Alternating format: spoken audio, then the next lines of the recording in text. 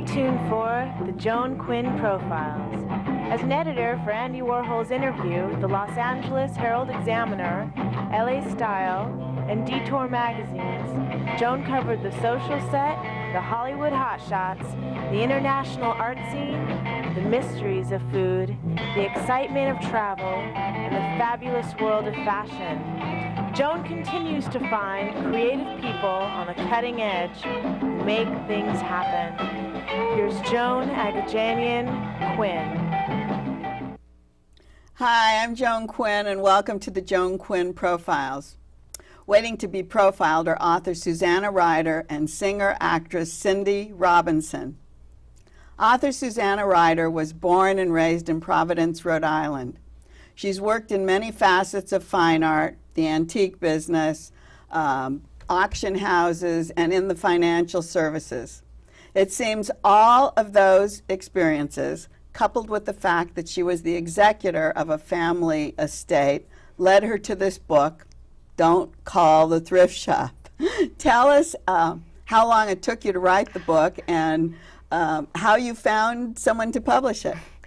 Joan, I'm so excited to be here. Thank you for having me. It's really exciting to be on your show, especially because you have so many artists and wonderful people from the decorative arts and fantastic company that I'm in here.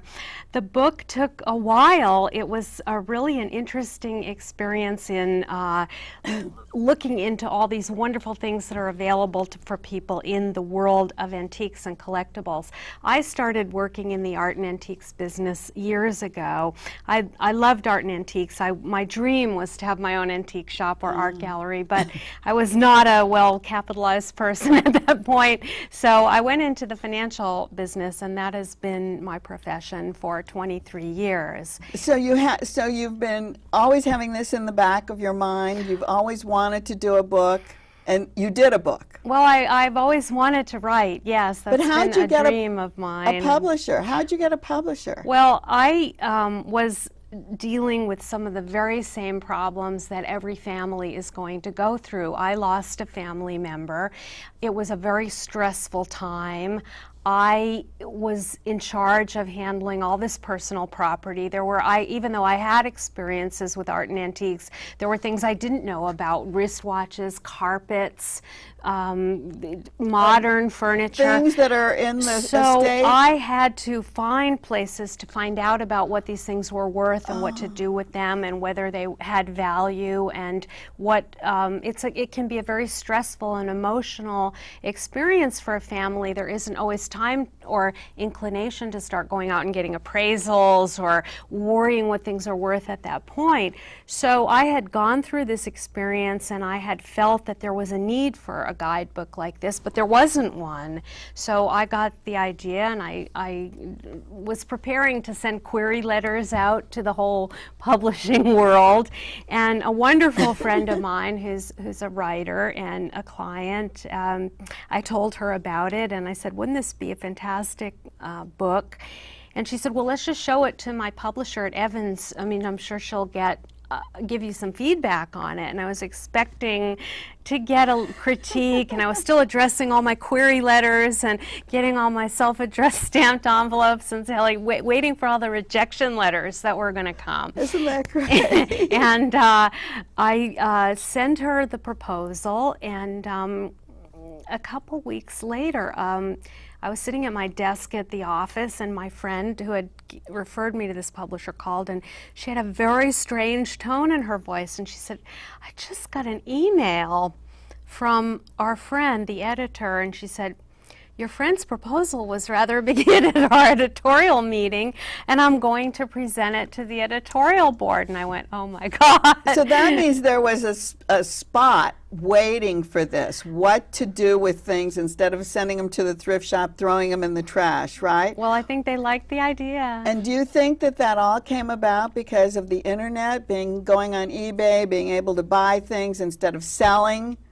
Instead of giving away like everyone used to do, or throwing away? Well, I think starting with the Antiques Roadshow, and I think yes. it's kind of amazing to realize that Roadshow has only been with us for about 11 years. I think the first show was 1996.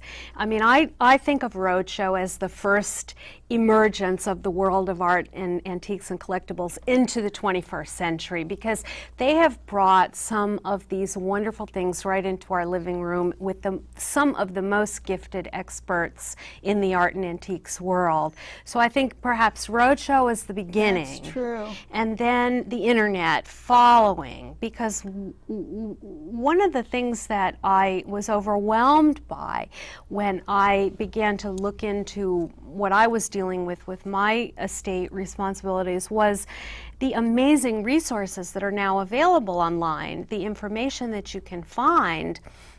When I worked in the art business, it took 2 or 3 months, unless you were in the room Right. at the auction writing down everything that sold. You could never, it took a while to get a catalog with the results. So now you can get that almost instantaneously. When you were in the fine art field, what were you doing? Well, I was working in galleries. I worked you in were? several. I cataloged a print collection at the Crocker Museum. I worked for an antique dealer for a while. And So I you was, have this kind of wide background of expertise, and then you end up with clients. What kind of clients in finance? well, I went All into kinds the of- I went into the financial business in the early '80s. So But- my business is I work for 2 major financial firms. So my business is really financial advice, investments, Investing your stocks money. and bonds, and estate planning. And in my work with clients, I would find often that they also had jewelry or art or Right. collections, but I wasn't in that business any longer, so I wasn't. Sometimes they would ask me for a referral to an appraiser, or what should we right. do with this or that. But more often than not, I heard stories of people who had given things away, who had, the younger generation would have inherited things and not been interested in them, so they would throw them out or sell them cheaply, or an estate liquidator would come to the house and just buy out the estate very cheaply. So in my work with clients in the financial profession, I was aware that this happened, but I wasn't really in a position to help or advise them. But you bring all of those stories that you're talking about into the book. You Right. start the book with these life stories, you say. Right. And they're little things about what people have done. Maybe someone's brought a expert in and they've said, we'll just buy everything. And in the midst of that, there might have been a Picasso print, or there could be a Right, Chagall, something. exactly. And they think they're getting a really good deal because they're getting cash and they're getting rid of it. But you can't always think that everything you have is good. No, I had my own. I had some figurines I carried around for 40 years. They were in my grandmother's home. Because you loved them. And I thought they were valuable mice and figurines, and I eventually had them appraised, and they were Japanese reproductions worth about $25. So I know better than anybody that not everything is Yeah. always valuable. So then how do you learn? How would we learn what is collectible? You've talked about it in here, and you have to understand how to treat those things. Exactly. So I this have- book really does give you a lot. There's so much information in it. It's amazing. So how do you start to learn about those things? Well, I have a chapter called Value in Appraisals, which I think is the cornerstone to trying to understand. It's important to know what goes into valuing a collectible. It's not the same thing as in the stock market, where you can look up the price of IBM, Right. every day. And The- there's differences in the value of something. I mean, Exactly. something might be the top of the line or the bottom of the Exactly. line. So I think I go into that in detail in that chapter, and I explain what the different types of appraisals are. There are replacement value appraisals, insurance appraisals, and it's a little bit tricky. You don't always need to get an appraisal just to Oh, find right, out right. what something's worth.